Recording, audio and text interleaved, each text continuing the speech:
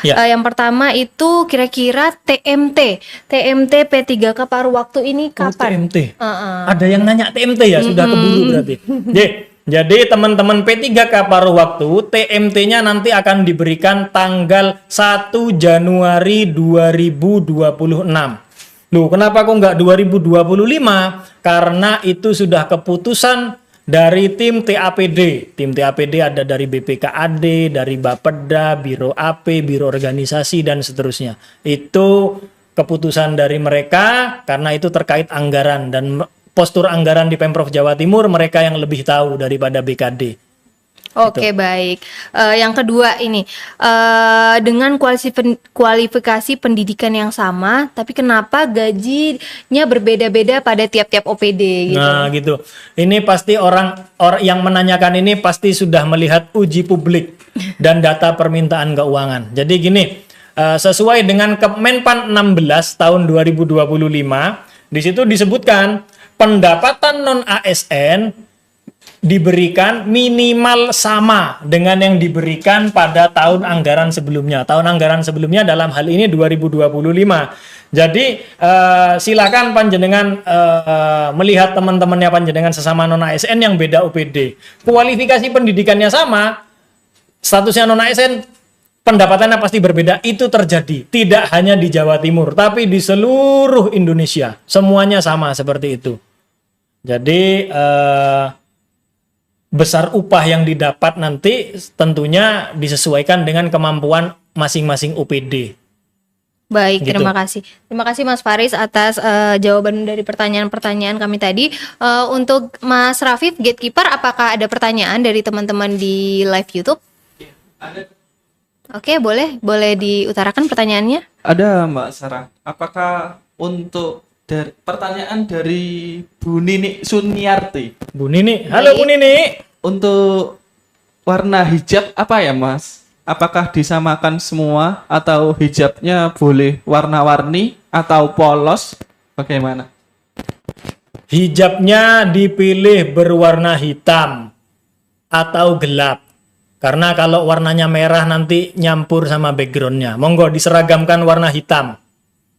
Untuk warna hijab, warna hitam. Hitamnya mau bermotif polkadot atau mau ada gambar-gambarnya, terserah. Selama itu menurut panjenengan pantas untuk melamar pekerjaan. Itu nggih. Baik, selanjutnya Mas Rafif, apa masih ada? Ya, masih ada Kak. Ini banyak pertanyaan. Nggih. Untuk Super 5 poin yang lama, apakah boleh digunakan lagi atau nantinya harus baru, Mas? Untuk teman-teman non ASN jangan mengadu nasib, jangan berakrobat. Silahkan diikuti format yang sudah disediakan oleh kami. Mungkin sekilas isinya sama, tapi takutnya hal-hal minor itu, kesalahan minor itu menjadi penentu panjenengan nantinya BTS atau enggak. Jadi diikuti aja, ikuti arus. Untuk meminimalisir BTS ya. Betul, meminimalisir BTS. Karena semakin banyak BTS, semakin banyak juga kerjanya verifikator nanti. Tolong kasihani kami. Ya, baik. Selanjutnya Mas Rafif, apa masih ada? Kita berapa pertanyaan ya? Ini Monggo. Kira-kira. masih ada lagi. Ada. Oke, ada monggo banyak. silakan, Oke. silakan. Tapi sih rata-rata sama. Yang pertama ini, untuk apakah boleh kami melaksanakan tes kesehatan di puskesmas, labkesda, atau klinik bahkan. Itu bagaimana? Terus sekalian Mas, ini tadi saya sudah mengirimkan ke Mas Faris, boleh dicek HP-nya. Oke. Bisa disebutkan tes darah lengkap ini harus ada apa saja Mas? Terima kasih. Oh, ini ya. Oke, gini. Jadi yang pertama, apakah boleh di puskesmas? Kami himbau teman-teman untuk tes di rumah sakit saja, jangan di puskesmas. Bukan kami tidak ingin berbagi rezeki dengan teman-teman yang ada di puskesmas ya, karena ini menyangkut PAD. Tapi pengalaman dari tahun-tahun sebelumnya, ada yang BTS karena surat sehatnya dikeluarkan oleh puskesmas. Jadi kalau di rumah sakit, kan sudah jelas. Yang rumah sakit yang kami sebutkan, mereka itu sudah paham. Mereka sudah dapat pengetahuan bahwa yang mengeluarkan harus dokter yang memiliki NIP. Itu yang pertama. Terus yang terkait darah, tes darah yang dilakukan itu komponennya apa aja? Alhamdulillah karena saya bukan nakes dan kebetulan minggu lalu kami juga sudah membuat koordinasi dengan rumah sakit yang ada di Pemprov Jatim terkait besaran harga. Jadi di rumah sakit di lingkungan Pemprov Jatim itu mereka sudah tahu komponen apa saja yang diujikan pada saat cek darah lengkap itu. Gitu, Mas Rafif jawabannya. Boleh dilanjutkan Mas Rafif jika ada masih pertanyaan? Ya, terima kasih. Oh iya Mas, ini boleh di highlight kembali atau tidak? Ini apakah siaran kita ini berlaku di Pemprov Jatim saja atau untuk semuanya? Gini, jadi mungkin itu pertanyaannya Mas Raffi, pertanyaan memancing itu. Jadi pada saat kami Pemprov Jawa Timur menyusun formasi, sebelum mengusulkan formasi P3K paruh waktu, kami membuat surat ke UPD. Kami membuat edaran yang isinya mana-mana saja non-ASN yang diusulkan menjadi P3K paruh waktu atau enggak. Kemudian kami sampaikan spreadsheet-nya di surat itu. Ternyata cara yang ditempuh oleh Pemprov Jatim itu ditiru oleh beberapa Pemda lain di luar Jawa khususnya. Jadi saking inginnya meniru sampai PIC atau narah hubungnya itu tidak diganti. Kebetulan waktu itu nomornya saya. Jadi hampir semuanya non ASN yang ada di Pemda itu WA saya Mbak Sarah waktu itu. Nanya, minta akses spreadsheet. Tidak. Jadi apa yang kami sampaikan di podcast kali ini itu khusus untuk formasi di Pemprov Jawa Timur. Oke, mungkin bisa digarisbawahi ya, khusus Pemprov Jawa Timur. Gitu. Baik, Mas Rafif selanjutnya. Ini ada pertanyaan sih, Mas. Apakah untuk ini buta warna parsial apakah masih bisa? Terus apakah penyakit-penyakit tersebut nanti yang memutuskan itu siapa sebenarnya? Misal ada ditemukan penyakit, mengingat teman-teman P3K ini usianya tidak muda lagi. Bila ada kayak yang kurang-kurang ada penyakit itu sebenarnya nanti bagaimana, Mas? Gini. Jadi segmennya P3K paruh waktu itu karena banyak senior-senior kita juga ya yang sudah lebih lama bekerja di Pemprov Jawa Timur. Mungkin ada sedikit mungkin minus di matanya, minus berapa atau ada penyakit-penyakit yang diidap lainnya. Monggo silahkan tetap membuat surat keterangan sehat. Nanti tetap diupload di SSC ASN. Nanti apabila ada kendala BTS nanti akan diinformasikan lebih lanjut oleh kami. Tentunya secara personal ya untuk teman-teman yang bermasalah yang mengidap penyakit tertentu seperti itu. Selanjutnya Mas Rafif, apa masih ada?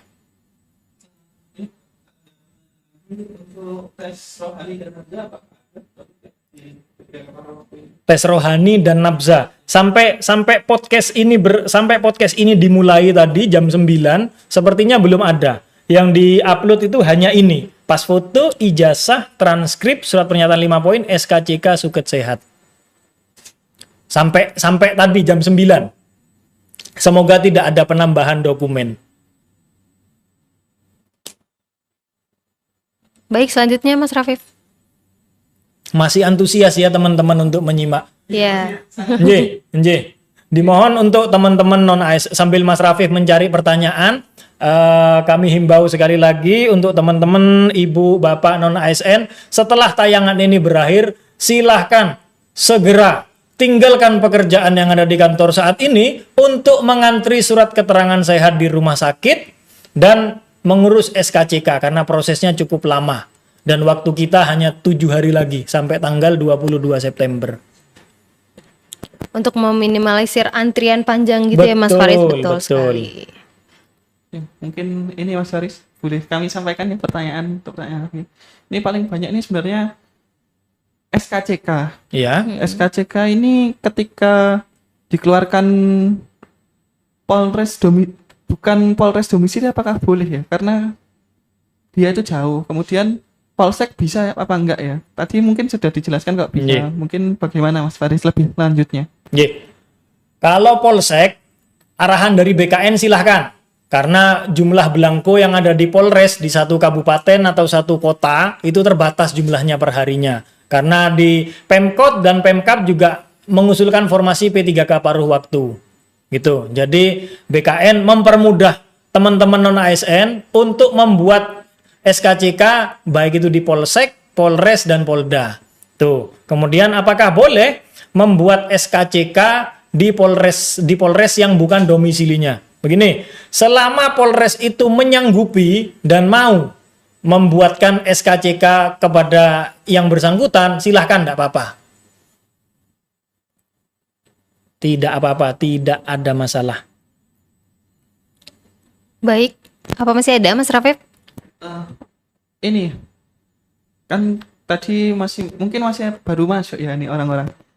Apakah untuk RST Rumah Sakit Tentara Ya. atau maupun Bayangkara ini direkomendasi ini bagaimana untuk RST atau Bayangkara? Ya. Terus kemudian apa kalau di sana dokternya itu tidak punya NIP tapi NRP bagaimana, Mas? Gini, jadi sebenarnya boleh membuat surat keterangan sehat dari Rumah Sakit Bayangkara dan Rumah Sakit TNI. Cuman kami sarankan untuk membuat surat keterangan sehat di rumah sakit milik pemerintah daerah. Contoh rumah sakit milik provinsi, milik Pemkab atau milik Pemkot. Kenapa? Karena di sana di masing-masing daerah itu mereka juga daerahnya mengusulkan P3K paruh waktu. Otomatis BKD-nya, BKD, BKPSDM, apalagi namanya itu. Mereka juga sudah sounding-sounding ke rumah sakit sama seperti yang kita lakukan di rumah sakit provinsi. Mereka menentukan BKD berkoordinasi dengan rumah sakit komponen apa aja yang diujikan dan dibunyikan di surat keterangan sehat itu dan harganya berapa. Tadi di slide yang sudah saya tampilkan itu sudah tertera rumah sakit di provinsi harganya berapa. Kalau panjenengan membuat surat keterangan sehat di rumah sakit TNI atau rumah sakit Bayangkara, ditakutkan komponen yang diujikan itu berbeda dan harganya lebih mahal. Kok dirasa eman-eman? Ini harganya mirip-mirip variatif. Range-nya dari 110 sampai 170 ribu. Nggak sampai malah, 160 ribu. Harga tertinggi di sini 165.000, 165. 165.000. Range harganya dari 117 sampai 165.000. Jadi harganya sangat kompetitif. Mas Faris, maaf, apakah ini udah sama harga untuk lab? Iya, sama untuk lab. Okay. Jadi silakan dicek di salah satu rumah sakit tadi, di referensi rumah sakit yang kami tampilkan tadi, misal Sutomo. Sutomo itu harganya 130.500. Jadi Sutomo itu sudah paketan, paket surat keterangan sehat untuk pemberkasan P3K paruh waktu. Silahkan dicek di Instagram. Kami ngambil data harga ini dari Instagram. Di Instagram rumah sakit milik pemerintah provinsi itu sudah ada harganya dan nama paketnya. Jadi ibu dan bapak kalau berkunjung ke rumah sakit itu sudah tidak perlu repot-repot. Saya mau pemberkasan P3K paruh waktu. Nanti nakesnya sudah paham apa yang harus dilakukan gitu. Gitu sih Mas Faris. Terima kasih Mas Faris. Ini ada pertanyaan paling banyak ini sebenarnya format-format tadi kayak Super 5 poin dan kawan-kawan itu bisa di-download di mana, Mas? Surat pernyataan 5 poin nanti bisa di-download di websitenya BKD. Gitu. Sepertinya yang format hanya surat pernyataan 5 poin ya. Pas foto udah ada formatnya, ijazah formatnya dari kampus, transkrip dari kampus, SKCK dari polisi malah. Jadi BKD hanya menyiapkan format surat pernyataan 5 poin. Gitu. Ya, dulu waktu mendaftar tanggalnya beda, nanti dipermasalahkan sama BKN gitu. Jadi panjenengan kami minta meluangkan uang 10.000 untuk membeli materai lagi untuk membuat surat pernyataan 5 poin. Jangan pakai yang lama, tanggalnya beda. Takutnya menjadi masalah di kemudian hari. Terima kasih Mas. Ini kemudian pertanyaan yang mungkin sedikit tapi krusial.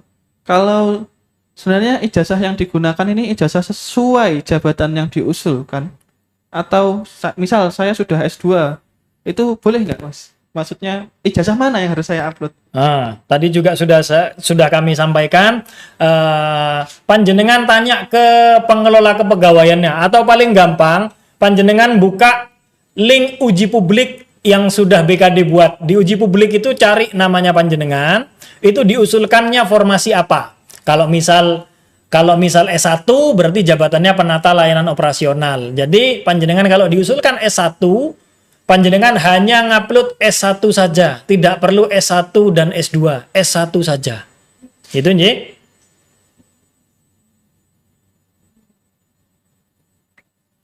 Baik, Mas Rafif, apa masih ada?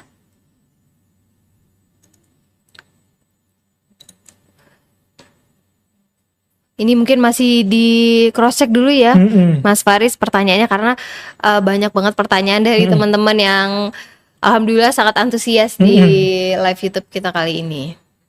Ini ada pertanyaan. Monggo, silakan. Ini apakah memang di akun saya atau di mana? Memang ini menu di Adna memang belum muncul ya, Mas? Gimana? Menu pengisian di Adna ini memang belum muncul atau bagaimana? Ya, jadi kami sudah cross check sebelum podcast ini dimulai lewat SSC ASN admin. Jadi admin itu yang buka hanya kami, BKD Provinsi Jawa Timur. Kami buka sebelum podcast ini mulai, ternyata pengisian DRH memang belum dimulai. Jadi teman-teman, ibu dan bapak tidak perlu khawatir akan hal itu. Yang kami pastikan, yang pertama, formasi paruh waktu Pemprov Jawa Timur sudah kami usulkan ke BKN dan Menpan. Sudah kami usulkan, tidak perlu khawatir. Panjenengan saat ini sekalipun belum dibuka pengisian daerahnya, fokus ke pengumpulan SKCK dan suket sehat. Nanti pada saat sudah dibuka, akan kami informasikan melalui berbagai sosial media kami. Itu jadi panjenengan tiap hari cek secara berkala di akun SSC ASN masing-masing. Sudah dibuka atau belum pengisian daerahnya gitu. Fokus ke pengumpulan dokumen.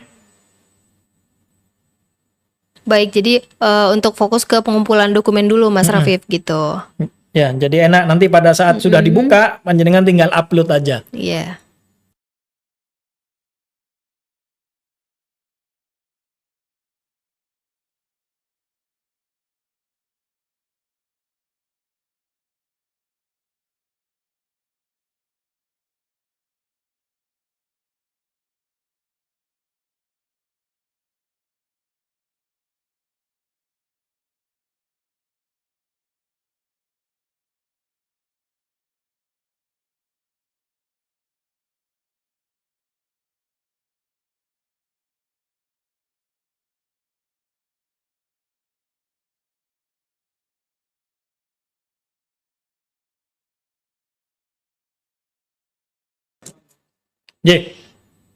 Jadi ada yang bertanya kenapa di Nganjuk tadi ya? Di Nganjuk dan Banyuwangi membuat surat keterangan sehat harganya sampai 500.000. Sedangkan di rumah sakit yang di Pemprov Jawa Timur itu harganya berkisar antara 117.500 sampai 165.000. Jadi begini Ibu dan Bapak, untuk penentuan harga surat keterangan sehat itu sepenuhnya adalah kewenangan rumah sakit. BKD tidak ada cawe-cawe dalam hal penentuan harga. Bisa jadi penentuan harga itu karena jarak dari rumah sakit dan distributornya yang terlalu jauh, atau pihak ketiganya memang memasang harga yang lebih mahal gitu. Jadi itu bukan di luar kewenangan kami untuk menentukan harga. Ini referensi rumah sakit yang kami tampilkan itu adalah rumah sakit milik pemerintah Provinsi Jawa Timur yang harganya sudah dikondisikan sedemikian rupa atas dasar koordinasi kami minggu lalu pada saat des. Jadi sembari ngedes non ASN yang diusulkan paruh waktu di rumah sakit, kami juga minta tolong ke rumah sakit untuk melakukan penyeragaman harga. Gitu. Itu jawaban dari kami untuk rumah sakit Nganjuk dan Banyuwangi. Selanjutnya apa masih ada Mas Rafif? Oke, sudah semua. Cukup ya? Cukup. Ya. Mungkin sebelum kita tutup ada Apaan tuh? pesan dari udah ada. Mas Faris atau yang harus digarisbawahi nih ke teman-teman semua. Jadi sebagai pengingat atau apa gitu. Monggo silakan. Pengingat bukan pengingat sih, mungkin hanya mengulang apa yang sudah saya sampaikan tadi.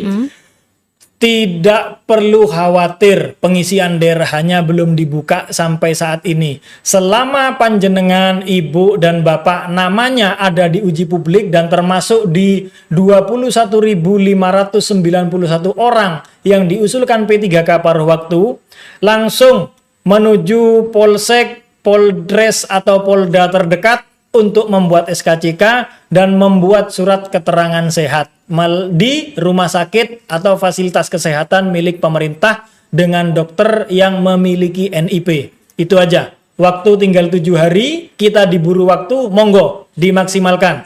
Setelah tayangan ini, tinggalkan kantor panjenengan untuk mengurus pemberkasan. Saya rasa atasan langsung panjenengan mengerti dengan kondisi saat ini. Gitu.